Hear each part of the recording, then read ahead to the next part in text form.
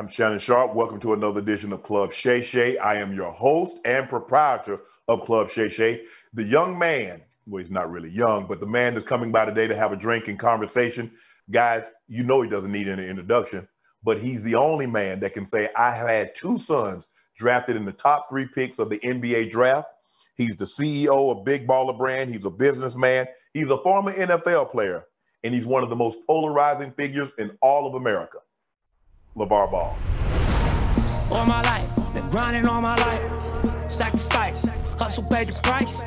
Want a slice, got to roll the dice. That's why all my life, I've been grinding all my life. Look, all my life, been grinding all my life. Sacrifice, hustle paid the price. Want a slice, got to roll the dice. That's why all my life, I've been grinding all my life. LaVar, how you doing? Big Shannon, what's going down with you, man? You know how I'm doing. Good, and great. Okay, give me a playback. The last 2 days, what's your emotion? What are you feeling the last 2 days? The last 2 days feel like the other 365 days a year. Great. They're great. I already knew all this was going to happen, so it wasn't like, oh, man, Mello finna be drafted. Hey, me and my wife had a goal. All my boys getting to the NBA. I told them from day one, born to go pro. Let's take it all. Let's go back. Let's go back to you meet your wife. And yes. I remember you telling the story, says, look, I don't know what I'm going to do, but whatever it is, I want to do it with you. Right. So you and Tina, you guys get together. So this was your plan all along. This definitely was my plan all along, man. Like I said before, man, most of the fine, sexy girls, they short. They short, man. I ain't gonna lie, but when you find a big, tall, giant one to stay with, I said, I know what I'm trying to do. I need that length and strength. And she was also beautiful and intelligent, so everything fell in line. You come from a family of brothers. Yes. And what I'm gathering from you and your brothers, you guys were close. You instilled that closeness in your boys. Most definitely, man. You know, my mom and dad always was like family first, so that leads on to me to say family first, and that leads on to me telling my boys family is everything. Triple B's, baby. I was reading a story, I don't know, and you can correct me if I'm wrong, is that you played high school ball with what, 3 or 4 of your brothers? No. The gap was too far to play with all of us. I played one college season with my one of my brothers that's under me. Okay. He's a couple of years younger than me. So what's the age gap? Because the age gap is like this. When he was a 10th grader, I was a senior. Okay. That's how it is. And then my other brothers that are younger than me are Lorenzo, who is 7 years younger than me. Everybody thinks he's my twin. Okay. But you had this planned out because your 3 boys are very close in age. Very close in age on the fact that I've learned from my dad. Since he didn't have us super close together and everybody playing on the same team. Here's the thing what my dad did, which was a little different, which he always thought you should be the owner of the team. I said, okay, but what if I want to do the playing? I don't want to own no team. I want to play. Right. But we didn't start playing sports till we was in the 10th grade. And that told me, hey, start my boys extra early. Because he had already set the blueprint. We were stronger and faster than a lot of people. Right. Everybody damn near. But he never knew what to do with this like I'm doing it with my sons. Right. Now, you and I, we're very close in age. We got a lot of the same principles, although I was born and raised in South Georgia. You're raised in South Central LA. Right. But my grandfather, the way he looked at it, I need labor. So I need to go ahead and have a bunch of these kids. They need to be close in age. And if he could have had all boys, he'd have had all boys. But there was not going to be no gap. Right. Exactly. And that's why I didn't put no gap between my boys, because I wanted them all to play together in high school. I tried to have Lonzo and Jello in the same year. Tina got close, 13 months off. Right. And then she needed a little break because I know she ain't popping them out like that. So I gave her a little break. And then I said, Mello, you got to come on now. Yeah, here you come. So when you're laying at home the last 2 nights, what's the conversation between you and your wife? The conversation between me and my wife in the last couple of days was like, Tina, when you going to come back from that stroke and make that pineapple pie for me? Because I've been waiting 4 years for it. That was the conversation. It's time for you. It's time for the boys to hire you a chef. Tina should be done with the cooking. She got to be done. Boy, hey, I'm gonna tell you what, that Tina can cook. I And know. her having a stroke, she ain't cooked in the last 3 years. So I'm like a hungry man on a desert island. So you've been doing. I've been doing the chefing now. I'm still good now. If I couldn't cook, I wouldn't stay my size, man. I don't want my woman to ever get mad and be like, I ain't cooking nothing for you. Then I shrivel up and then they go crazy. No, So I'm good. In the conversation that you had with Mello over the last, let's just say going through this process, obviously, he's meeting with teams, he's talking to teams, he's going to work. I think he worked out for what, 3 teams, the top 3 teams, top 4 teams. He worked out for. So what was your conversations with Mello? My conversation with Mello wasn't much. It's like, man, you're going to do what you're going to do. Whoever going to pick you going to be the right team to pick you. Right. Now, the way the draft went, I happen to be the luckiest guy in the world, man. I keep telling you that. I did not want to go stay in Minnesota. I didn't want him in the cold. He don't want to live in the cold. He can say what he want. I'll go to any team. He don't want to live in Minnesota. And then, like I said, with Golden State, I figured they already got their team with Clay and Steph, and at some point, I think Steve Kerr might have been like, you know what, that dude did call me the Milli Vanilli of coaching, and if things ain't going right, I'm gonna come back through his son, through him. And I didn't want Mello trying to make a decision on, do I listen to my employer or do I listen to my dad? And no matter how good he is, it's still up in your head. So it panned out right. Greatness recognized greatness. And that boy went to Michael Jordan, which I've always been saying, somebody got to be better than Jordan. Why not you? And to be tutored under him, come on, man. This is about to be something special. Well, I'm glad he went to Charlotte, too, because what I'm waiting for and what everybody's waiting for is this versus battle. LaVar Ball one-on-one versus Jordan. This is what I've been waiting for. Well, if you're waiting for it, hurry up and get in touch with pay-per-view, because me and Mike ain't playing for less than $200 million. What? That's what we say. If you're going to watch Mike Tyson fight at 50, you're going to watch me and MJ play this one-on-one for pay-per-view only. And it better be over $200 million. So let me ask you a question. What if Jordan sent word through Mello, tell your dad when he show up in Charlotte, have his gym closed? Hey, don't send no word through Mello. Talk for your own self. Come holler at your boy. Man, look here. What about New York?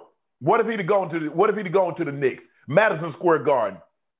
Hey, here it is. No matter where Mello would have went. I was talking about New York and Detroit.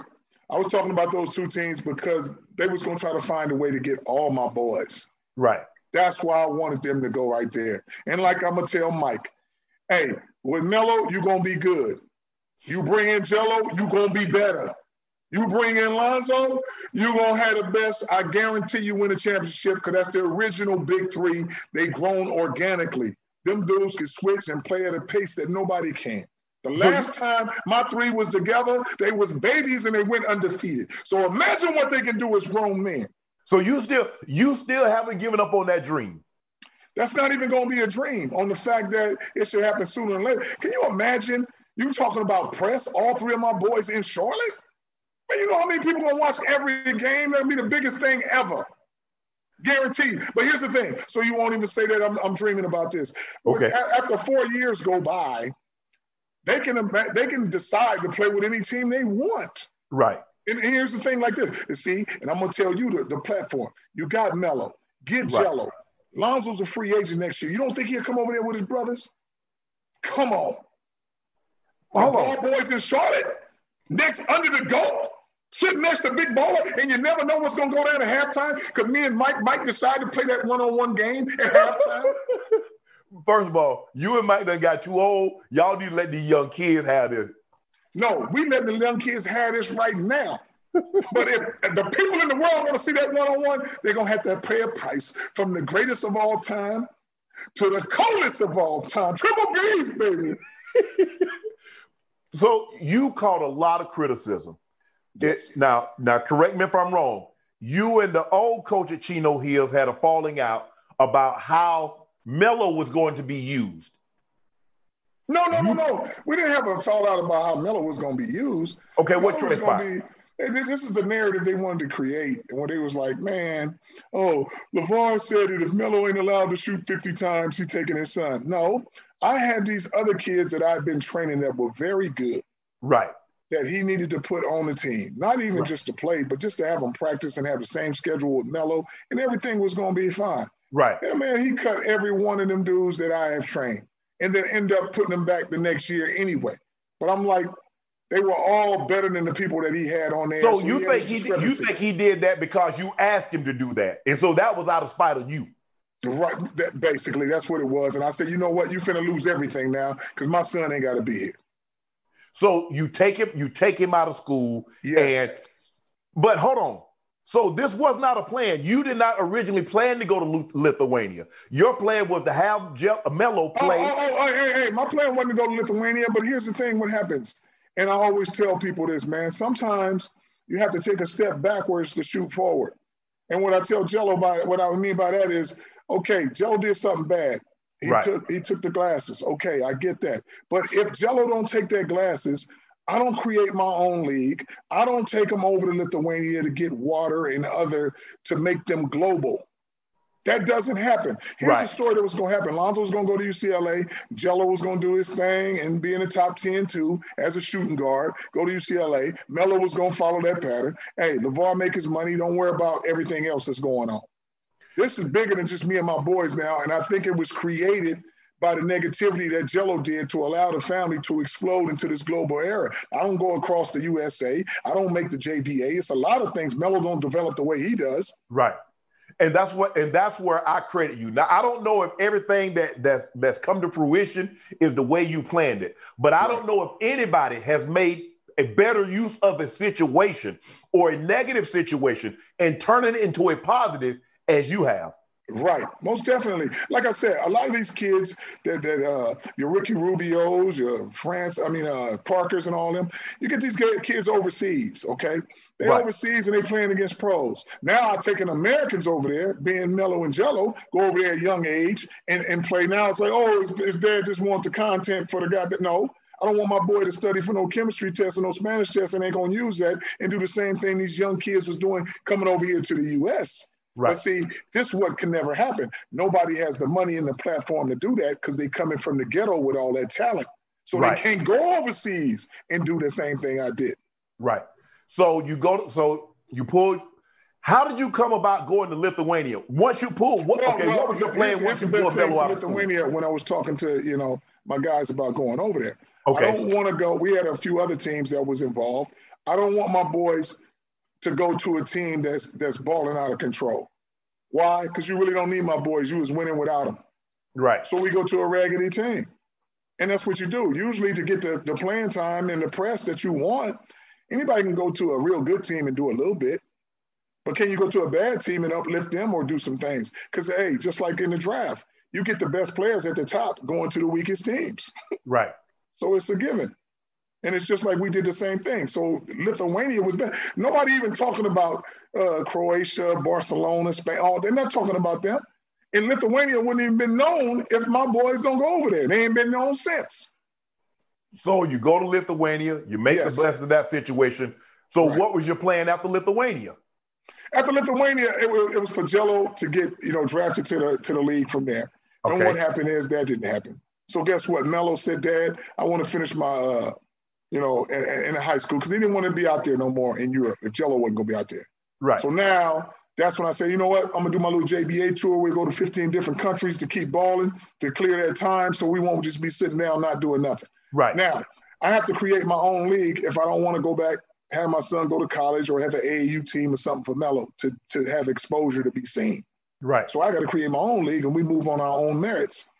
So that's why people was like, wow, they're not playing against no talent. Well, they was playing against some of the best talent because we had the best thing going, which is I had the ball boys, which is the name, and I had the big mouth to say, we can't lose to y'all because y'all not good enough to beat us. Right. So now all the teams that want to play us, they just want to play us on the fact to say they want to be the team that got USA across their chest. They don't care who it is. So guess what? They coming at us extra hard, and that's where our boys got all their talent, and folks like to discredit that by saying, oh, no, they played for their dad's league, but they played the whole game and never got subbed. So ain't nothing better than experience. So Mello says, Dad, I want to go back to high school. I want to finish up high school. So now you got to find a high school. How do you land on this high school in Ohio, Spire? Man, everything panned out where a lot of people wanted different transcripts, and they had different motives. And I found out, well, I didn't find out. One of my guys that works for me, he said, man, I got the perfect spot. I said, well, we've been in Lithuania. It don't matter where it is. As long as it's in the States, we good. Because some other big name teams wanted us. Okay. But this one panned out because I said, wow, I need Mello to play with somebody with some fire, a coach. I just didn't want him to take Mello and be a yes man. Right. And also just be a clout chaser on the fact, I'm coaching LaMelo Ball now, you know, from over here. Right. And Jermaine Jackson was that dude. I mean, like I said before, I told you I'm the luckiest dude in the world. And for him to link up like that and teach Mello, this is what he said. Mello has, this is the first time I met this guy. He said, Mello has the first time to be the #1 pick. I said, this dude thinks just like me, man. I can't lose. How I get this guy? And coming from the hood in Detroit, he coaches with a different emotion. Right. Which is what's needed for my son to be successful. And it's hard for, let me tell you, like Lonzo and them, Luke, Steve Alford, Coach Bake, they all a little too docile. So that's what they respond to. So you got to play for a brother that had that same type of intensity to put you on another level. Like I seen Mello a couple of times playing Aspire, and Jermaine was like, kill him. He can't guard you. We're going to show him. You know, you don't say that as no head coach. Right. You know, but that type of flavor, that's why Mello linked up to him and kind of, they the best friends to this day now. Yes. Mello created a bond with him, not only as a manager, as a trainer, but as his best friend. And his best friend is 40-something years old with a family. So guess what? People, Mello's really mature. Now, yeah, because he ain't in school and he talking to a dude who understands life and who came from nothing. And that's what happens. My grandpa used to say, boy, association brings on assimilation. Mello is 18 years old. He's dealing with a 40-year-old, a grown man with a family. He's going to take on those values. He's going to think like that. Oh, my God. And that's why people are so in awe, like, wow, he wasn't like that when he was 16 on the Facebook show, but now look at him. I mean, dude, if you're talking to a 40-year-old man every night, he's not telling you, hey, what cartoon we gonna watch, or when's the next movie coming out, or how many girls can we go talk to down the strip club, you know, anything. You don't be away from all that. That's why Mello is so dialed in on this basketball thing. Hey, I never watched film and never did the fine tuning that JJ is doing for Mello. And that's why I said nobody gonna come in the draft like Mello. One thing is, none of these kids have ever played against grown men. Mello is the only one who has and who's been global. You go to Spire, okay, what's your plan after Spire? After Spire, Mello is either going to go to China or Australia, one of those two teams. Mello, he would have got more money in China, but it's not about that. It's about, we already been out to China and Hong Kong and Shanghai and all that. He had enough of traveling overseas and not speaking English. Right. He had enough of the weather. So Australia, perfect weather. They got a little accent, but they speak English. Right. And everything was perfect for him out there. So, but you didn't go with him. And here's the thing. That's what people were stuck on. I don't have to go with him if I got another guy working for me that thinks like me. Right. Which is, JJ is the exact person for my son. Like, I call him my little bro. Because he act like my little brother, man. JJ is the same way. Mello, the coldest in the game. He just see that. We put in our work. Basketball is a lifestyle. Okay, I got the big baller brand I got to deal with. I got Jello I got to deal with because that's, you know, these two are the only ones not in the NBA yet. Right. I got to deal with them. I got to deal with the brand. And I also got to deal with my wife. Tina don't want to travel like that. Right. So if I don't have to take her, and then we finally got to spend some time at the house and her getting better and me doing things with the brand and the COVID situation, all that stuff, it's cool if I can have somebody help me out. And JJ helped me out a lot. This is what this man did, man. And you have to understand this. Who ups and goes from their family to go deal with my son unless you treat my son like your son? Right. You can't get that. And I understand it. And that's how lucky I am, man. So everybody, LaVar is not involved. No, I talk to Jay every day like he's my little brother. He's the only dude I call little bro. And people will be like, man, because everybody knows LaVar don't let his boys train with nobody. He only do the training himself. You know, I don't let nobody train him. So they asking Jay, how did you get in like this? And the only way, you got to stay with Mello for a year, stay with him for a year, Inspire, and then get his trust and the way he feels about you. And I trust you. So guess what? And you have the knowledge of the game. Right. So this is the best situation for Mello. So basically, once Australia was over, you knew he was going into the draft. Well, once Australia, here's the NBA got able to see this. Everybody was shocked. Oh my God, he's got 2 triple doubles in a row. The only one to do this, selling on every arena. That's what NBA want to do. You want a talented guy, but you also at the bottom line, you got to make some money. You got to sell them tickets. Right. My son is the only one who, I tell you what, check everybody who got drafted and then check the attendance record of every arena. And I bet you my son be the only one that's sold out. Guaranteed. First game, watch how crazy it is. Because it ain't like Mello is all of a sudden going to make everybody come. No, that's what he does. Hey, listen to this.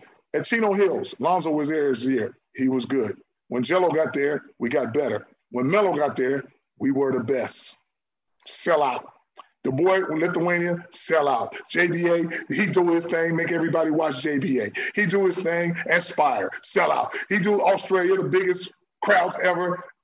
It's not like now he finna go to Charlotte and buy under the goat. And you don't think it'll be a sellout? That's what I'm saying. It's natural for him. That's what he does. So once now the goal is to get Jello into the NBA. Yes. Okay. When you get Jello to the NBA, then what does LaVar do? And like I said, LaVar gonna keep doing what he's doing. Like I told folks before, my boy's gonna make so much money off the court. This is $1 billion enterprise. People ask me, they say, LaVar, where you see yourself in 10 years? I say, as the biggest brand ever. And everybody gives a little chuckle like, man, okay, hey, every brand got to start somewhere. I'll be venturing off into a lot of other things. Like I said, got these water coming out, these rims. Oh, I got to bring you some of my water. Don't worry about it. I have it shipped up there to Fox where you at. But it's better than that other one. Mine's Hawaiian Springs now, next to a volcano. You know how hot that is to get that water from over there? You got to be cold as hell to get that water. And I'm going to tell you, it's soothing. But anyways, with the Big Baller brand and the rims and tires that's going to come out, man. And it's just going to be, I'm going to get in that grassroots area, which is another lane. Another lane I'm going to stay in. My boys is from Chino Hills. I'm from LA South Central, but I got some of my guys on my team that was back in the hood that's going to bring me back to the inner city. And I'm going to do some things for them out there. So it's a lot of things lined up.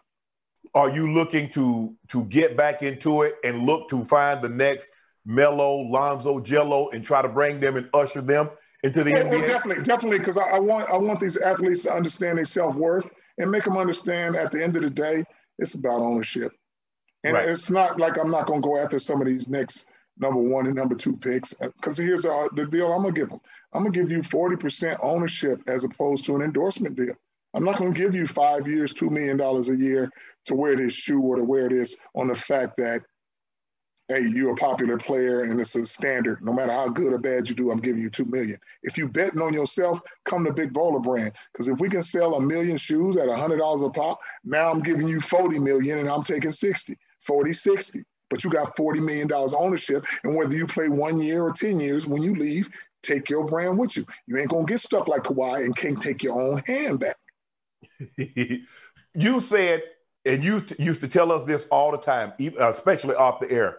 You like, the baby is going to be the best of all of them. He's going to be bigger.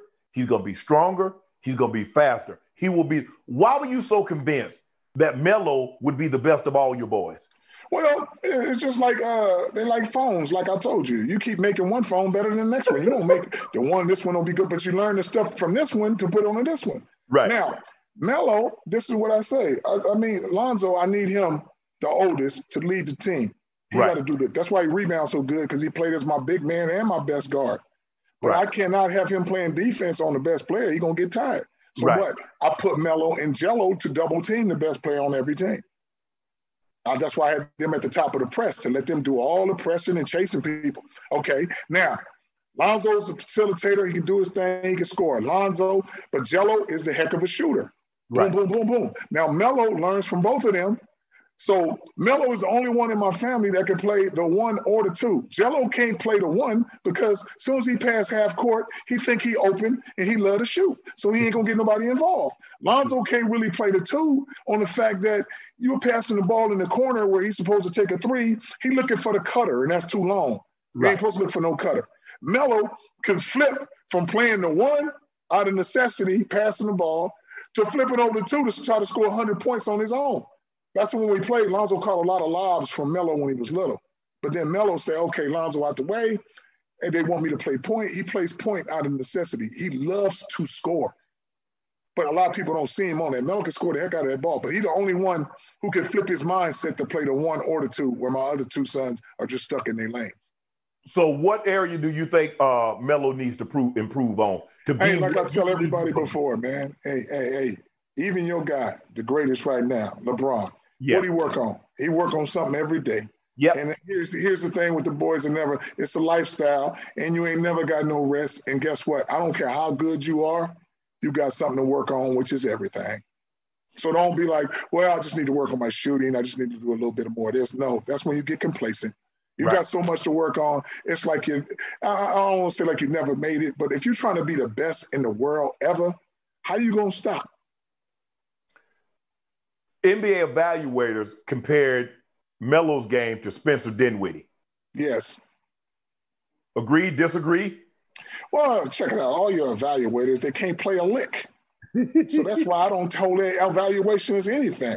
And you want to evaluate me, it's just like this. If I'm not a big guy who eats all the time, how can I tell you how good some food is? I ain't tried enough of it. Right. When they try to critique and tell me what my boy, you want to convince him to Spencer Dinwiddie. Man, they had Lonzo, he was compared to every guard that's light-skinned. You know, so I'm just saying, don't try to put him in these categories and all this. If anybody he play like, if you look, it's more like Penny Hardaway. Right. He's about Penny size. Yes. So that's what I'm saying. They want to say he's not no Spencer. Mello the new breed, something they ain't seen before. All my boys, I tell them that. What was your emotions when Lonzo got traded from LA? Because he was a hometown kid, Chino Hills, basically less than an hour away from LA. This was home, this is where you wanted him to be, and he goes to New Orleans. Okay, yeah. To know I was happy as a big baller in a donut shop. Yes, and I'm gonna tell you why. I don't care about where they play. It's about the situation they in. On the fact that you're in this field where you're traveling all the time anyway. So home really ain't no big ass deal. You're playing 40 games on the road, 40 games at home or whatever. Okay, that's fine. And what I'm trying to tell people, it doesn't matter where you stay. You got to be in a place where a coach is behind you to let you do what you do, and he believes in you to believe that. Like I told him before, if Magic was a coach, Lonzo would have still been there on the fact that, what did he say? He had so much belief in Lonzo, but he had no say-so. Right. You know, I would rather have Lonzo be tutored by the coldest point guard to ever play the game, which is Magic. Right. So now you got this guy right here who's supposed to be the ultimate pro, and that's why I said Magic is perfect. But if you're not the coach and you had no say-so, Luke Walton ain't no point guard. He was a small forward. Right. And just because you played with some other players don't make you a good coach and your last name is Walton don't mean you're a good coach. Don't get mad at me. He's a good guy, just not a good coach. But that's not the point. And I'm saying this. Is he not a good coach, or was he not a good coach for your son? You do the math. What they do in Sacramento, you can put him anywhere. The boy ain't a good coach. You can put him anywhere. But like I said before, how do you coach where you came as an assistant coach over there at what is that at? Don't say, man, just because somebody back was hurt and all you did was stand up next, and now you the best coach in the world, yeah, you fooled them real good. that's how it went down. But I'm saying, in other words, go ahead. I'm sorry. It seems to me what you're telling me is that you need a coach to coach your boys that believe in your boys like you believe in your boys. Okay. Everybody, listen to me, who believed in my boys and not said, oh, I'm going to do this because LaVar is a bully or he telling them what to do. No, just listen to what I'm telling you because I coached him all his life. Coach Bake, listen to me. It ain't about the school. Let these boys loose. Let them do what they do. Successful. Steve Alvin, give Lonzo the hand over the keys. Right. Successful. Me, with my boys, every time the games we played, the exhibition games in Lithuania, every time I coach, we don't lose. But yet you see this and you don't want my boys to do that. JJ, aspire, believe in Mello. Go on, do what you're going to do. Whoever believes in my sons are going to be successful, and that's what I'm trying to tell them. After the first game, Lonzo, everybody, oh, Patrick Beverly did it. Patrick Beverly ain't did nothing. Look what happened the second game. Lonzo played at Phoenix, did his thing, and that's when I thought we was cool. But then you start taking them out after the 6 minutes of the first quarter, and you got all these other people you're trying to figure out combinations and bringing the ball up. And now you got Lonzo, who used to playing the whole game. You spot playing him. Now he's getting injured because he's playing 100 miles an hour. Then he's sitting down. Sit down for 6 or 5 minutes is sitting down like 30 minutes in the NBA. Right. So now you're killing his body. He used to playing 100 miles an hour and not sitting down. How about you drive your car 150 miles an hour and get off the freeway and turn it off real quick? Some hoses is going to bust. The same thing with your body. So like I'm saying is, people was asking me where I want Mello to go. I said to a person who going to believe in him, a coach who going to let him rock and do his thing. And watch what the success that comes with that. Do you like what they're building in New Orleans? You like Lonzo, Brandon Ingram, Zion Williamson? Hey, they can do what they want, but like I said, my thing is different. And you know what that is. I want all my boys. If all my boys go to Charlotte and do their thing, they playing for the greatest of all time, something their dad has been telling them from day one. Somebody got to be better than Jordan. Now they're going to look up to him so big and bad and be like, Mike, you know what we're going to do for you? Make you the coldest owner in the NBA. And you're going to win this championship. Because I'm telling you now, between 3 and 5 years, my boys will win a championship all together at Charlotte on the fact they're going to figure that combination out. When one of them lose, they all lose. And they're not liking about that losing thing. And they're going to make him the baddest owner ever. Because like I said, he recognized greatness. And greatness is all 3 of my boys together. Not because I'm saying, oh, LaVar, I just want the family together. No, because I know how they can play the 1, 2, and 3, switch on everything, pass that ball ahead, and have no ego problem. You got Lonzo in the NBA. You got Mello in the NBA. Yes. Jello's in the G League. No, Jello ain't in no G League. Wait, where's he at now? Jello in the G League by himself.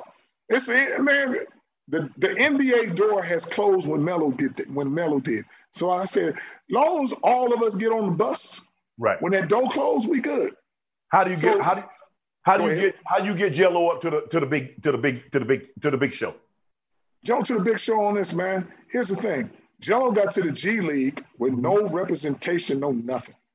So now you got the representation of Rock Nation. Do your job. Get my son to the goddamn tryout or whatever camp and watch him go do his own thing. He got the name. He got the body. He got both of his legs working. He's been working out. Hey, but see, if somebody else was trying to get in the league and working out with the #1 pick, that would be a big story. But Jello been working out with Mello and Jermaine, the #1 pick, all this time. He been working out with Lonzo every day. So it's like Jello's already in a situation. Don't think I'm going to have 3 boys in the same household and one of them going to be like, you know what, I ain't going to make it. I don't feel like working out today. They cut off from the same cloth. And everything they say Mello and Zoe can do, Jello can do. Oh, you got to get stronger. You got to get a better jump shot. Jello shoot better than both of them, and he's bigger and stronger than both of them. So bigger, stronger. Is there going to be, I don't know if they're going to be a summer league. Is they going to have enough time for a summer league? Hey, or you don't even need a summer league. Check this out. You got Lonzo and you got Mello. You got 2 bookends, Jello in the middle. Don't think that the representation or whatever can't say, excuse me, can you give Jello a shot over? Let's see what he look like with his brother. He got that now. And, you know, Rock Nation also got that pool where they can talk behind the scenes and get Jello a tryout or something. And that's all you want. You just want his foot in the door. His foot going to be in the door on the fact that look what he bringing to – he can go to any franchise right now and watch how the franchise blows up. Why? His last name is Ball. His last name is Ball, and he can play. He can shoot at a high clip. So what I'm saying is he's going to get the opportunity.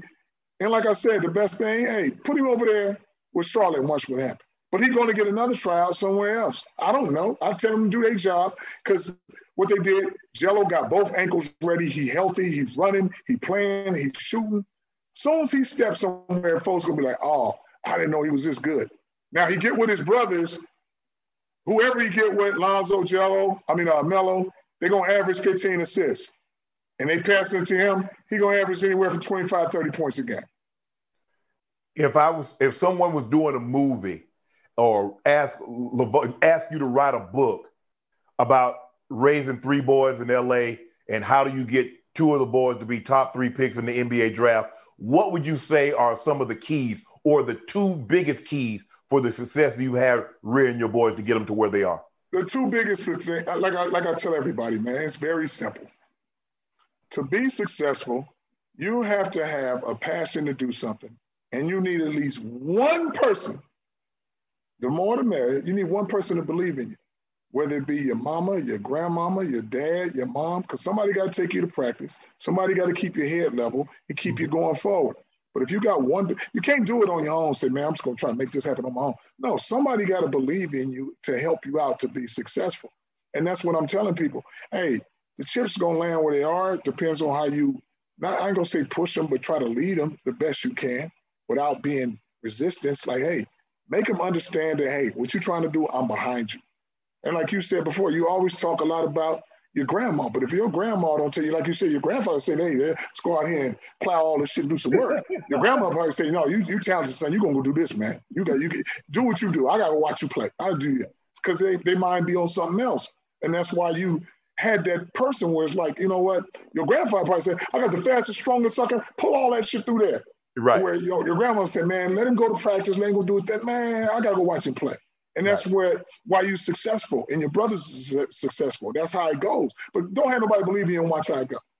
Ain't gonna happen. When you were growing up, what did LaVar Ball want to be? When I was growing up, what did LaVar Ball want to be? Yeah. Oh, shoot, that's a very easy one. I wanted to be who I am right now. No. Oh, did you want to be okay. I didn't want to be nothing. I'll tell you what I was going to be. My own man is successful. That's all. Well, however it may be. That's why I played any sports. You didn't want to play a professional sport?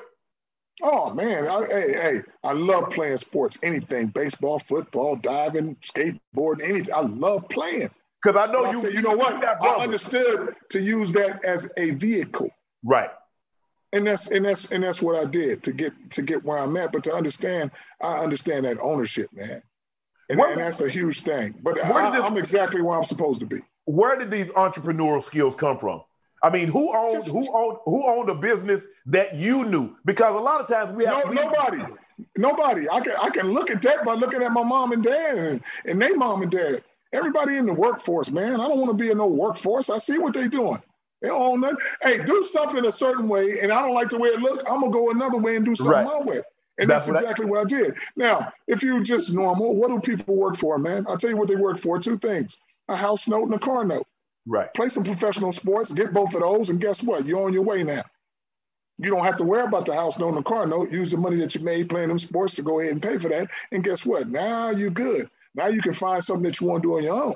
Right. Now, if you don't want to listen to nobody, guess what? Don't be talking crazy and you working under somebody and let you go anytime. So when you create your own thing, which I've always thought, these athletes are doing all the running and jumping in the shoe, but yet they don't own anything. So when it's all said and done, guess what? When that money ain't coming in no more, it's not coming in no more because you don't own anything. Right. And that's why I try to explain to my boys, if you want to be a billionaire, you have to be, which what they are, triple Bs. That's ownership that all my boys have. Right. If you don't own nothing, and don't get mad like some of these folks do. LeBron, he only worth $400 million. Kobe, $600 million. That's so far away from $1 billion because all the billionaires own something. If you don't have no ownership, you're never gonna get to $1 billion. Well, but LeBron gonna get to $1 billion. I don't know how. Well, he got the tequila now. He got a couple of things. He got the production company. Hey, tell me what production company, okay, do you outright own it? No, there's some percentages and some other investors in that thing to give you a little part. You got to guess what? It's okay. You can try to make it to $1 billion. It's going to be cute if you do. But if you don't own it, you ain't making it to no $1 billion. I just got to tell y'all that. It's just how it goes. LaVar, can we crawl? I mean, you didn't listen. As much as you want people to believe, you didn't come out the womb walking. You had to crawl first. You had to stand up a little bit and fall down and bump your head. You had to crawl before you start walking, and then you take off running.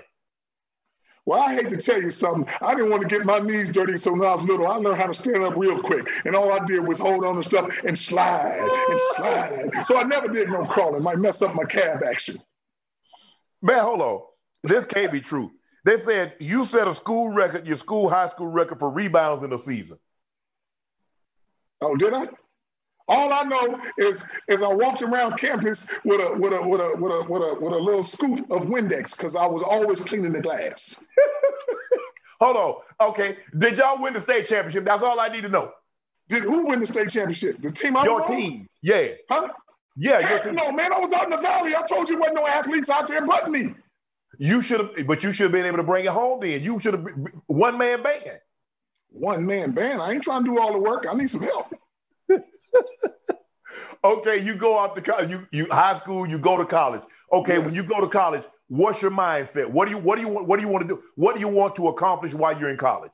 Oh, while I was in college, like I said, I'm thinking I'm going pro in something. I don't care whether it be football, basketball. I went out for the football team, man. Dennis Erickson was out there. I told him, you got 4 downs, and I need you to pass me the ball twice out of them 4 downs, or I'm gone.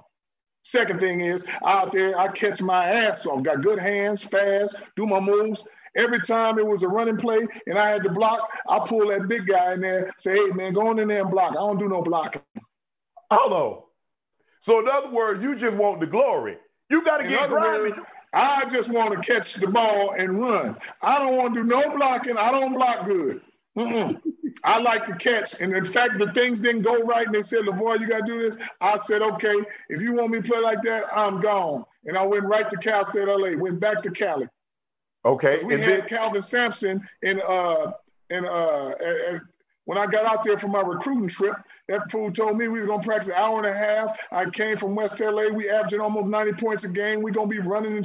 Man, he went to a defensive strategy, and we went to averaging almost, I think, barely 40 points a game. So every time I got the ball, I go to the hole, do my thing. He say, no, you got to pass the ball around. I said, pass up a good shot? Now I'm defiant. So that's why they had the worst season ever when you put the greatest talent on the bench. And then they tell you, I scored 2 points, 2 rebounds. I'm going to tell you what it was in 2 seconds. That's how fast I was moving. Leave me in there for a whole game, you're getting 40, baby. Okay, you go to, 3 different colleges? Right. West LA, Washington State, and then Cal State LA. You meet Tina in Washington State. No, shoot, no, man. Ain't no girls built like that in Washington State. You got to stay in Cali for that. I met Tina at Cal State LA. Okay. Yes, at Cal State LA. That's why she was on the girls basketball team. And you say, babe. Nice glass of water. You say, okay, babe, hey, you it. Whatever I was doing before, hey, you it. We gonna build something together. Me and you. I told her this. I said, I don't know what we gonna do, but we gonna do something together. I didn't tell her my name or nothing. Just kept on walking to let her know. And people tell me to this day, LaVar, you the coldest sucker in the world. Hold on. When you told her that. You just walk by and say, hey, I don't know what we gonna do, but we gonna do something together and bounce. And that's it. Kept it moving. And she sought you out. She like, well, I want to know who that guy was that had the nerve. She didn't have to say who it was, because they knew when they seen me on campus. They said, man, that's the big one with the green eyes. Ooh. And she said, that's the same one that talked to me. God, that's him. You're going to hear about that all on the basketball team. See, look at this right here. Shannon, you know how it is, man. On the basketball team, you got some tall, skinny dudes. You got some little bitty guys. And then if me and you come on the court, they're going to spot us because our body's built a little different. That's when you be like, man, that dude's swole. And my jersey was only one all snug. All snug on you. Yeah, they said, man, that boy swole. And you know, I had them hammies back in the day. You got them short shorts. So them legs were looking like some trees. Boy, I was streamlined. The athletic build. Oh, boy, I was cold. Okay, you go to the NFL. Yes. What was that experience like for you? That experience was fine, man. I didn't care as long as them niggas paid me some money any time of the week. I was good. I said, man, I used to lift weights for free at home. Now all I got to do is sign my name and you give me a couple of thousand. Shoot, I'll be in here tomorrow and the next day. So that's what I told. But hey, if I would have went to a combine, I would have been probably in the NFL longer for more people to see me. The Jets was the only ones to see me, man. Like I said, I didn't know nothing about how they test and stuff like that. They had 220 on the bar. I did it 20 times standing up behind the neck just to warm up. Because I said I warm up with 220 standing up doing triceps like this. And then they asked me on the bench, man. They had me do a bench press test, but they put 3 plates on there. So I did it 20 times and thinking that was a good amount of numbers. And the dude was like, the next closest dude was, I think, a lineman back in my time. His name was Dwayne White, I think. But he had his short arms. He only did 10. I was like, these dudes is weak. I was benching 500. They was in awe. And I was jumping out the gym.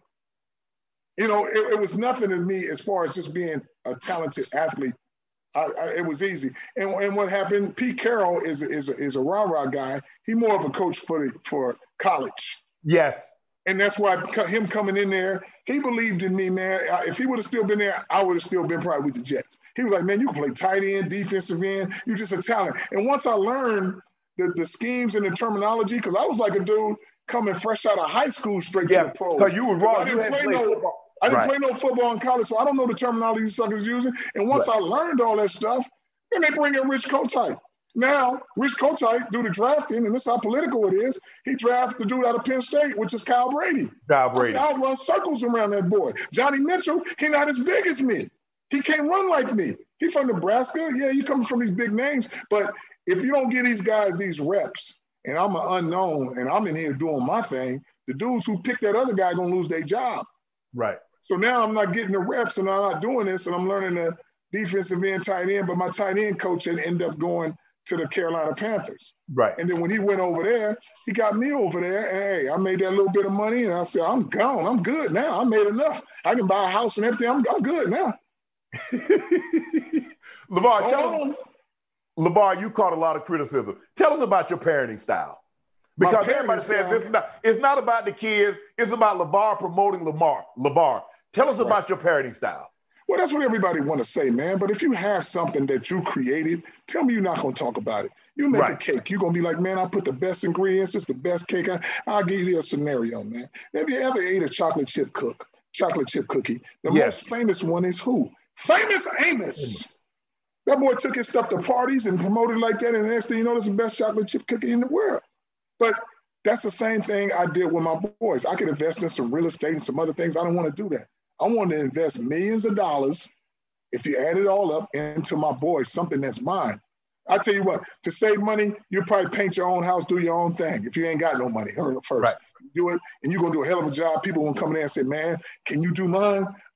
You'll be like, to make some money, you probably say, yeah, but then you'll be like, I don't know if it's going to be as good as mine because I put my work 24 hours to make it perfect. This is mine. This is where I live. So that's the same thing. Don't get mad at me that I do that with my boys. So I expect the best out of them. Why? Because I put the best time into them. But I'm never going to be like, I took an element out of my boys that creates. I'm going to tell you what, you do not go to Beverly Hills or Thousand Oaks or Chino Hills to get no killers. All the killers come from the ghetto. They have to come from nothing. Right. But I never was like, hey, son, I need you guys. And this is all the pressure they put on a lot of the youngsters. Hurry up and get us out of this situation that we're in. But I don't need my boys, hey, make the league so I can get out of Chino Hills. I mean, all these hills and all these swimming pools, you got to get us away from this. So the money is not the thing. Everybody that's in the draft needs some money. They got to get it from these agents and all this stuff to get started because they've never had it before. Right. So how do you make this guy be like, oh, man, a lot of them is playing for the money. Mine, I told them they born to go pro, and the only thing on their mind is being better than Jordan. It ain't about the money. You said you touched on something just a minute ago. Yes. Because they said, well, LaVar come from upper middle class and his kids are spoiled because they had swimming pools. They're getting Ferraris, they're getting Lamborghinis. So how do they know what it's like to be hungry? How do they know what it's like to go without? I'll tell you what, if I see some fire come up and you said it's hot, I don't need to go get burnt to make sure it is hot. It's the same thing. Okay, my boys, I can tell them about it. Here's the thing. The mentality that's around my boys, I don't need them to take them to South Central to see all that. Right. They're living in Chino Hills, but the mentality is from a dude from LA South Central. Right. Mello is hanging with Jermaine. Jermaine is from the hood of Detroit. His mentality is different. Now, you're saying, don't be mad at me. If you win the lotto, you're going to go out and buy the most crazy car you probably going to buy. Yes. And if you can afford to give them that, give them that. But now, see, my boys ain't getting to the league saying, oh, I got some money, I can buy a Ferrari. Oh, I got some. So that don't drive them. They just want to be the best ever. And if you want to be the best ever, all the materialistic things don't matter.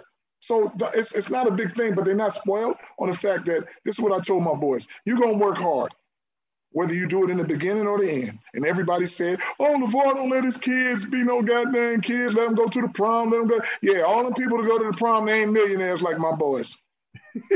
So hey, they running hard, running in heels. That's when they work hard. Don't have all these parties and go to the prom, and now you're trying to make ends meet. And at the end of your day, you're trying to get a job, go to college, and see where you're gonna be at. I got 3 boys. None of them is asking me for money. They young as hell, and they all millionaires. So what's bad in that? You were trending earlier because you was on another show, and you told your boys you're not gonna meet anybody while you're playing in the NBA. You're gonna meet the garden tool. Yeah. Why? I'm just keeping it real. I don't want to say garden tools and whole. But you're not going to meet. You basically you're saying you're not going to meet your wife while you're playing in the NBA. That's what I said. Here's the thing: you got to understand this. There's 2 ends of the spectrum. Sometimes where it's good on this end, you don't see where it's bad at this end. Right. And here's my thing, which I always say: it's fun in the beginning, but it's pain in the end. Whatever you do. And I'm going to give you a scenario why I say that. My wife said, what do you mean? That's not even LaVar. So what are you saying about us? I said, babe, listen to this. Me and you married, it's going to be fun. It's all fun, this whole journey. But the pain is at the end because one of us got to die first. Right. So they go to pain. Okay. Now, with my boys in their profession, when you meet somebody, Shannon, you meet your girl, you in school all the time, you see her every day, you know what she about. Okay, you meet her at the job, she working every day. You say, oh man, I keep running into her at the job. Okay, oh, I see her at church every Sunday. Oh, okay. How you gonna meet the same girl if you're traveling your whole career of playing a sport? Now, the thing is, you're making all this money and you young, so people Googling you and coming up to you, acting like they don't know you. So how you gonna meet them? You gonna meet them at a restaurant where you gotta get something to eat. You gonna meet them at the goddamn stadium. After, try to hang around. So you gonna meet them at the club, or you got to go to your hotel and you're gonna meet them there. So guess what they're gonna be? So they're gonna be traveling. So comes the thing is, LaVar, and I said this is how it was. I would have loved to have married my high school or college sweetheart, someone that when I had nothing. Right. I can honestly say I had absolutely nothing. I was even embarrassed to bring them to my home. That's how little I had. Right. But unfortunately, that wasn't able to happen. And it kind of, because, and I still go through that to this day. Do they really like me for just being Shannon or for what Shannon can provide? Right. And that's where it's at now. That's why you never gonna know. And then check this out.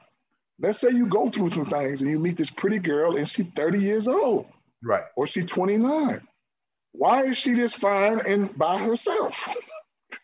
Well, LaVar, they might have to ask yourself. These are the questions that you have to ask yourself.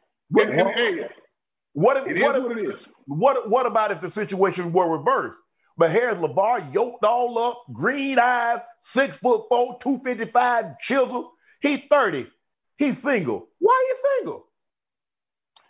Because I done ran through all the other ones. Lord have mercy. Lord help me. Lord help me. See, you did the right thing. You needed to get married early because you was gonna be a mess. Hey, early is what you call. Hey, early is probably what your grandmother and what's they got married early. Yeah, I got married at 26. Yeah, so that's my grandmother got married at like 18, 19. I did exactly. That's how it was back in the day. I did all my running around and doing all this stuff, man. And even with Tina, man. And I just found somebody who was perfectly compatible to me, which is outgoing, athletic. Yeah. I don't think if I married just a tall blonde, that wasn't gonna work. You had to be a basketball player because even when I got on the boys, they would score 30 and 40 points and we'd lose by 1 or 2. Tina was like, you can't go. Tina wasn't like, well, your dad's just mad and you guys won and this. Tina be like, boy, you should have scored 2 more layups. You would have had 30, then we would have won. You ain't coming to me crying. Yeah, listen to this. Mello got knocked down. He was in kindergarten. We playing against these 6th graders. Tina can't go out there. Don't you hurt my baby? She's like, boy, you better get your ass up. And that's how it was. So we on the same page. And it was never like, family outing for us was going to a basketball game all week, go eat after that. Why? But if Tina a volleyball player or not an athlete, after a few years of this, what's she going to say? I got to go spend some time with the girls. I need a break. You know what, Mello, Bar? You found the only woman in the world that could deal with you. You goddamn right. Because I don't want a whole bunch of them that can deal with me. Because then they just be yes women. But to make something that me and Tina make, come on. That girl the coldest one in the game. you speak a lot about ownership. Yes. And you mentioned earlier about these guys getting these deals, and some of these guys get deals, 5 years, 50 million, 5 years, 100 million. James Harden has a $200 million contract. Right. KD got a $300 million contract, but you says ownership. Right. Why is it you didn't allow? I mean, they're grown now to go with Puma or Nike. What is it? What is it that what if they said? I'm still there. Listen, we're gonna give you your own shoe. Okay, I'm the only one to come in the NBA with his own brand. Because I've seen all the guys with these endorsement deals, and they don't want the big baller brand to work, because if it does, it's going to start changing a lot of thinking with a lot of guys. Right. People used to say, just like Giannis, you can't get a so-called signature shoe unless you play, 7 years in the league and you finally become a championship or you make an all-star game. So now I got these folks looking at them like, hold up, where's my signature shoe? On the fact that Jello got one and he's not even in the league. Mello got one in high school. So what are y'all telling me about a signature shoe? And what these guys don't understand is you have enough money to go make your own goddamn shoe, but you won't. They take the lid off the jar where we can jump out, but the jar been on so long, the top, they don't even try. So now you got guys like, a couple of the big time players crying to get an endorsement. Just like, well, I hope they make me a signature shoe, or I hope they sign me. Why? You're $100 million man. Go do your own, even if you're just selling in your hometown. At least you have ownership. See, the thing is, LaVar, the difference is between the way you think and the way they think. Right. You're not afraid to take that leap of faith and go out there and fail and say, well, if I failed at this, I'll try something else. Mm-hmm. For those guys, they're afraid to fail. You're not. Here's the thing. That's probably it. And it's not even about failing. You can do it for a little bit. It's just like people talk about, the big brother brand ain't this. Man, let me tell y'all something. It ain't got nothing to do with the boys if they don't want to do it. If I don't want to do it, it shuts down. And it's not like I had blinders on for all these years just worrying about my boys getting to the league. Right. Hey, close these things for me. Too much time. But blinders on. Now the blinders is off. So it ain't like it's some people in the goddamn NBA to say, LaVar, I'll rock your merch for a merch deal. I got guys calling me right now. So let me ask you, I don't wear that Triple B, man. I ain't got no deal. I ain't got no shoe deal. I ain't got nothing. But now I can go out and talk to these guys because guess what? I got all three of my boys in the NBA. Now we can do some other things. So that's where I'm at. So where's the big baller brand shoe at now? Is Lonzo gonna wear big baller brand, or is he going to Nike, Puma, Adidas, Mello? What are they gonna do? They're gonna do the same thing, and they can do whatever they want. And here's the thing: with big baller brand, you have independence, which is that's gonna allow you to wear any shoe you want, which is not the case for who right now. Mello, you sign a deal, you better wear them Pumas wherever you go. Right. Now, hey, don't think I ain't gonna make no more big baller brand shoes. We doing that as we speak, but we gonna come out with them when we want to. Now, Jello's, man, come on. Watch what I do these shoes when Jello creates these other shoes he gonna make. And Lonzo can do the same thing. But when you sign these deals and they cap you off to say, yo, this is the only shoe you can wear, a lot of the people that have been through it, look who was with Puma before. Vince Carter, how long he stayed with him? So it ain't like they can't change and do some other things. It's the same thing in this. It's not a big deal. But like I said, we don't have no shoe made right now. We're doing some other things, but we're going to come back to the works. And guess what? My boys get in the NBA and do their thing. Who knows? Mello might be like, you know what? I had enough of these. Let me get them back, Dad. Your MB1 is always over here, son. Your G3s is always over here. And your Z02s are always over here no matter what they do. What Lonzo was with Rock Nation. He left Rock Nation and with the Clutch Sports. Are you okay with that? Here's the thing. Lonzo can do whatever he wants, just like Mello and Jello can do whatever they want. And you got two of the biggest, black representations. You got Rock Nation, you got Clutch Sports. What do they have in common? Each one of them got my sons, and I'm at the peak of that.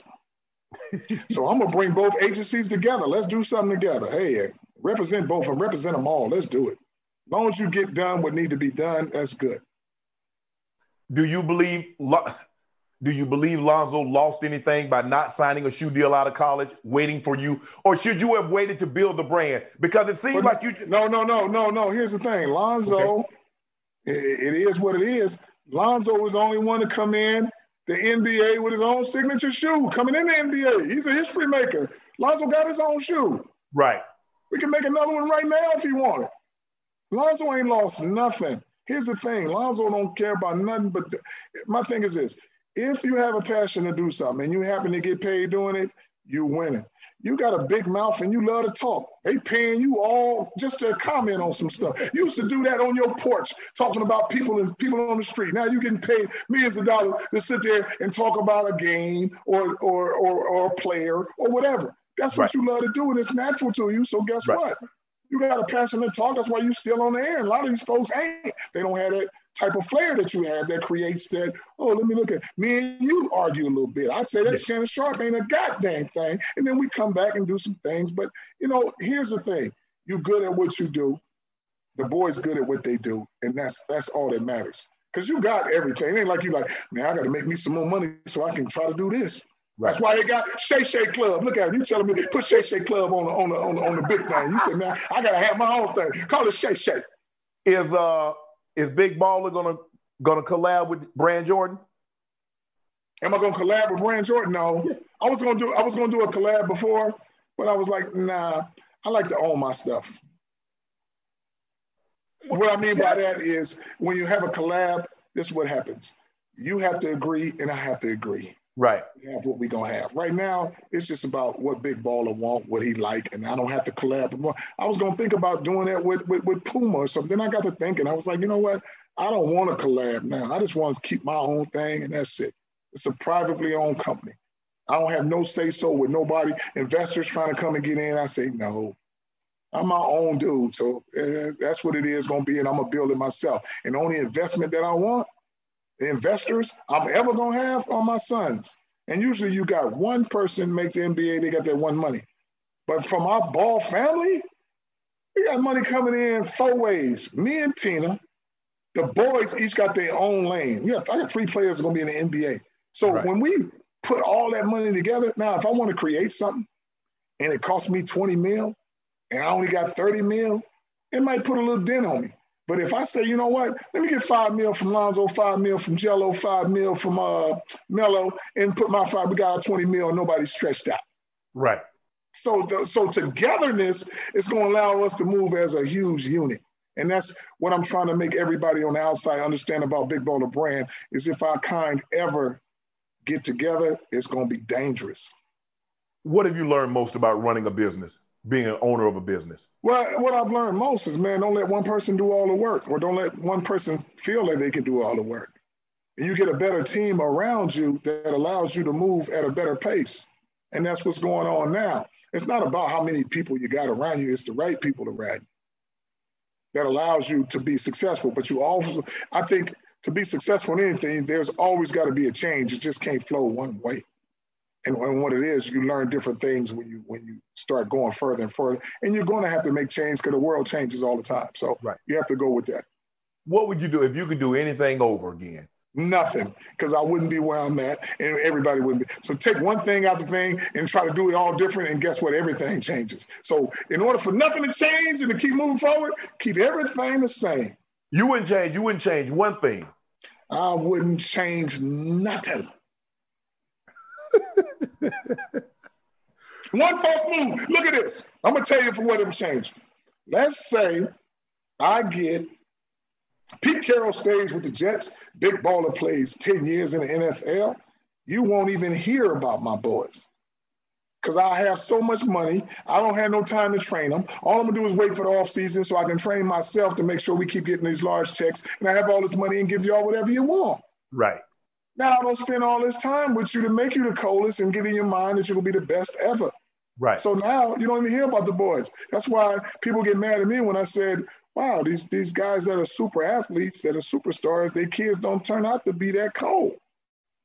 On the fact that how you get too much already, not too much, but you don't have that drive that where your mom and pops came from to get where you at to get you out of that situation. Well, but when you talk about when you got a great player, your father is great. I'm talking about historically transcending great. What's the likelihood of you having a transcendent or a great son or daughter? It's not likely. Now, God ain't gonna give you the lottery. He ain't gonna let you hit the lottery like that. And let me explain this to you so you can really understand. I was one of the world's greatest athletes nobody know about, so my boys have no expectation to do. That's why they're so great. Yes. Yes, because now look at you got Michael Jordan's sons, you got Magic's sons, everybody got sons, man. Yes. And they expect their son. Yes. They put that high expectation on them. Unrealistic. Just like Shaq's son. They expect him to be the most powerful, dominant center in the world. That's not his game, and that's not his mind frame is not even like that. So everybody trying to get from under that situation and say, oh, you're just like your dad. But if you don't have that expectation coming at you and your dad is good, I'm going to tell you a person, just like Dale Curry. It wasn't like I say, you know what, let me turn on this TV so I can see how great of a shooter Dale Curry is. No, that's why he hanging with Steph. I mean, that's why Steph's such a good shooter. His dad was okay. He wasn't no greatest what Steph is now. Right. And the same thing I say about Jelly Bean Bryant. He was good overseas, but your son, Kobe, was a shooter. Yeah. But I ain't gonna saying it bad like you was a scrub or nothing like that. No, you made it. But look where you took him to play. In Italy, grown men, you allow him to get in situations that a regular kid couldn't. So guess what? He's gonna become that superstar. Your hometown team, Lakers, won the championship. Are you surprised they had this level of success this soon? No, they're in the bubble. In a bubble, all this stuff goes right. But like I told them, they need to send me a thank you card on the fact that I gave them incentive to win. I said they'll never, ever win. You know, they was talking about that for a whole year. What did you say last year? Somebody remember. That's how I be living in people's head. And you know what? Just so they can say, I told you he was wrong. I still go to bed, take me a nap, eat my donuts, and I don't think about nothing. They've been thinking about this for a whole year. Hey, I'm glad they won. Lakers is always my team because I'm from LA. But the success that they had, man, you in the bubble playing in the same place. You got the two best players. You're supposed to win. But everybody else was playing in the bubble too. So it made it easier. That's what I'm saying. I'm talking about the situation. You're not traveling. Yeah. Everything is perfect. Hey, you shoot and get a rhythm on a certain rim, you good. You ain't got to leave the building. Right. Oh, you walk to the next little thing, man. You walking and not traveling. Come on, everybody else in the bubble too. But yeah, I'm glad they had a championship. And these guys are talking about, oh, I'm not going to play. I'm not going to do this. Nah, play and have a championship and let's go. Are you surprised how well LeBron is playing this late in his career? Because we've never seen anybody play this well in basketball. We've never seen anybody play this well this late. Why? Because he built, that boy came in the game strong and heavy. He durable. He ain't no little lightweight 205, 215, 210. No, he can take that contact, that running, he can do it all. And he young. He's old, but he young. I mean, you know, you probably, you might not dunk again, but I think you probably dunk when you're probably 48. Well, it ain't the problem getting up. It's the problem that's coming down. That's the problem that I'm going to have. But I'm just saying, you're still in good shape. You're strong. You still can do some things on the fact that LeBron ain't that little skinny thing that you're running into him and he getting hurt. Durant and Clay and all, they're not built like him. So everybody's shocked. He's strong, but he built. What I mean by that, he ain't that overweight like I'm 7 feet, 350. Right. That boy, 250, 260, 6'9", running and jumping, and he take care of his body. I'm not shocked. Whoever the strongest in the league gonna do the best. That's why when Wilt did his thing, he was the strongest in the league. When Shaq did his thing, strongest in the league. Best two guard was Dwayne Wade for a minute because he was the strongest two guard. Best point guard was the strength of him was D Rose back in the day when he was good. He was powerful. Anybody who's powerful in their position is usually gonna be the best. Will this debate about who's the GOAT ever end between LeBron and Jordan, or who's your GOAT? How do we determine that? We're never going to be able to determine it. That's why we got to keep talking about it, because you never can go back into that era and be like, yo, this is what I'm going to do. It's what people did in those eras. Right. You know what? It's who you grow up on. I mean, to do the stuff that LeBron does, nobody been that big and strong. It's like saying, okay, Karl Malone, I need you to go out there and play point. That ain't going to never happen because they don't have the skills like that. It's the same thing. Magic, you big, but you ain't 260 like LeBron, and you ain't jumping like that. Now, as far as that player built like that, he's a monster. But the greatest of all time is, how do you measure that? You measure that by your victories and what you did in those victories. I ain't talking about you got 12 rings and you've been on 5 different teams. I'm talking about a dude who went to the finals who was the main guy 6 times in a row. And if you can't beat that, when you have losses on your record, you can't be the greatest of all time. That dude ain't got no losses in the finals. So it's always going to be Michael Jordan until my boys succeed that, which is going to happen. Well, first of all, you can't just say it's all about the finals, LaVar, because they did play finals in the seasons that he didn't go to the finals. What about that? Well, like I said, the finals, if you don't get there, you're off the hook. Well, you're not off the hook. So in other words, see what you did? If you don't go to the finals. But when you go to the finals, you got to lose one. No. Championships going at it. All the years. The best from the West. You got to lose one. That boy didn't lose not one. He ain't beat nobody. Well, you can call nobody if you want to. Whoever out there, I see somebody. Okay, since you say you can't transport, you can't put LeBron back in the 80s, you can't bring Jordan to the 2000s. Okay, give me your all-time starting 5 then. Any era, all-time starting 5. All-time starting 5. You know, you got Mike, you got Johnson, you got Shaquille. Who else? Oh, you gotta have a shooter. So I gotta put Oscar Robertson out there. And then you got LeBron. So you going Jordan, Magic, Shaq, LeBron, Oscar Robertson. Yes. That ain't a bad starting 5. That's starting 5. Them boys all can do their thing, and you got a 7-footer that can run with you, most powerful in the NBA ever. Okay. I want LaVar Ball, since he's good at building things and creating things. He's the great entrepreneur. Okay. I'm going to give you some characteristics, and I want you to build the perfect basketball NBA player. So if I say like shooting, I'm going to say, you say Steph. So, okay. Passing. Magic. Handles. Ooh, that's AI. Athleticism. LeBron. Mentality. Shoot, you know who that is. That's goddamn Jordan. Strength. Shaq. Clutchness. Mike. Speed. I'm going with Iverson. Iverson got 2 of those things in there. So, yes, shooting is Steph hands down. Did we not even hands down, Steph?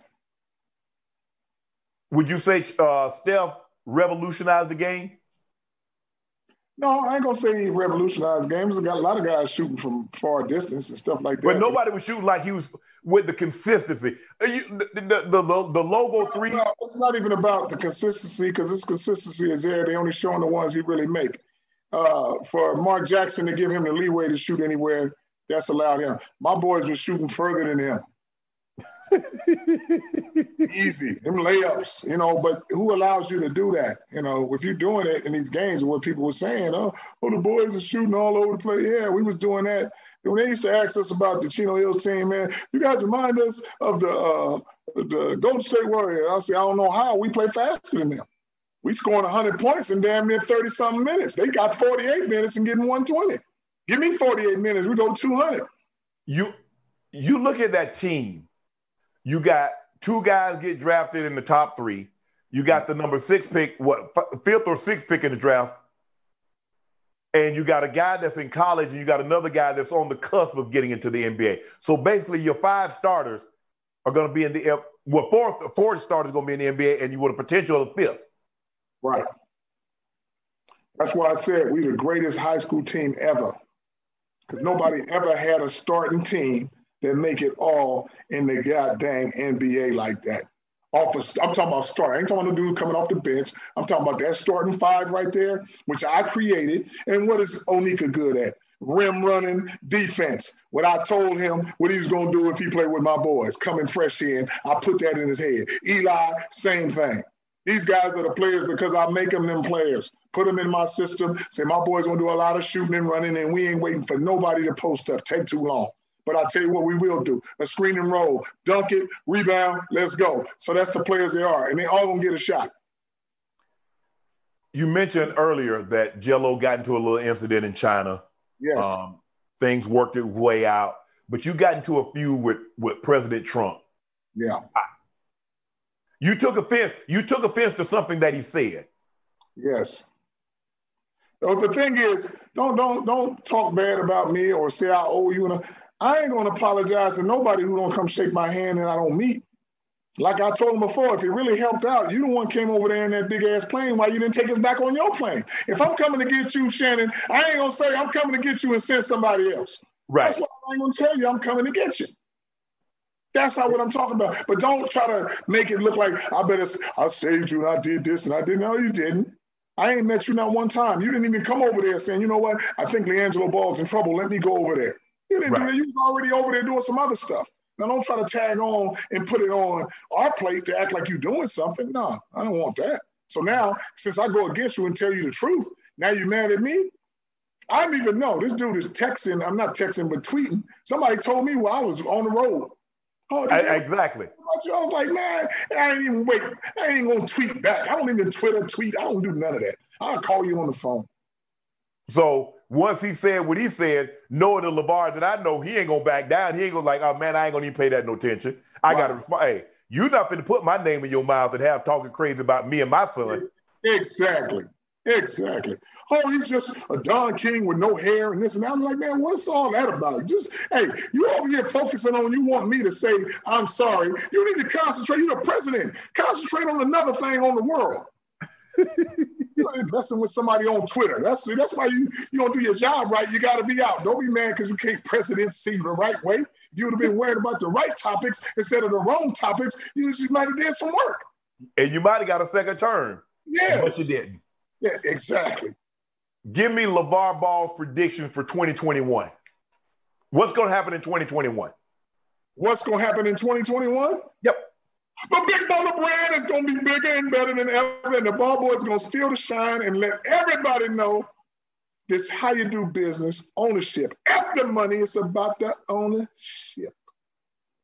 So if Harvard or one of these Stanford or one of these great business schools, Wharton School of Business, if they come in and says, LaVar Ball, we want you to give a presentation. We want you to talk to our students about business, about ownership, about entrepreneurial. What would you say to those students? If it ain't during my nap time, I'm going to come holler at you. Man, you too old to be taking naps during the middle of the day. Oh, the naps are the best thing going. But hold on, I nap. But do it messes up your sleep at night? Because I noticed that if I nap during the day, it messes up my sleep at night. I don't need to sleep at night. It don't mess me up because I ain't got nothing I'm supposed to do. And when you're the owner, you just get. I don't even have a clock on, man. When I'm there, I'm there. If you ain't on no clock or no bell system, you can take a nap anytime. I'm gonna take a nap right after I finish talking with you. Man, it's gonna be so early in the afternoon. So you plan on being up for the rest of the night, then? And if I am, who cares? Man, LaVar, I want to say congratulations because thank you, Shannon. It's been a pleasure. Bruh, you got two young men. You're the only one that can say, I got two young men drafted in top 3 picks of the NBA draft. And no matter what you think about me, and you know, we had a conversation, how much credit does LaVar Ball deserve? And I said he deserves as much credit as we give Archie and Olivia Manning for having 2 boys to go in the first, the number 1 overall picks from Peyton and Eli. I said, you can't look at it because you don't like him and don't want to give him any credit, or because you say, well, he needs to humble himself. No. Get a man his credit like you give, because you know that we got to be humble now. We can't be our true self, or then we might rub some people the wrong way. But they always say, be yourself. I don't even know what you said, but what you explained to me right there, I appreciate that. Because like you said, it's a different type of thing now. Like you said, they're going to give them their props like that, but they don't want to say, oh, LaVar and Tina did their job. I get it. I appreciate you putting that out there like that. Thank you. You know, hey, look, the one thing that you told me off there and said, look, I don't agree with everything you say, but you say, you know what? You keep it 100. You keep it real. You fair with it. And I appreciate that. Okay. Much love. Much love. Bro, I appreciate you giving me a little time today. Congratulations again. Do your thing, man. It's good talking with you, man. Good talking to you. Tell Tina I said hello. I'll let you later. Hey, you still owe me breakfast. You still owe breakfast. You still owe. Whenever you got some free time, we're going to get together and I'm going to cook that up for you. All right. I appreciate that, bro. Big baller style, baby. All right, I'm gonna holler at you. All my life, been grinding all my life. Sacrifice, hustle paid the price. Want a slice, got to roll the dice. That's why all my life I've been grinding all my life. Look, all my life, been grinding all my life. Sacrifice, hustle paid the price. Want a slice, got to roll the dice. That's why all my life I've been grinding all my life. You know what to do. Hit the subscribe button to become an official member of Club Shay Shay, where we always do something for two something.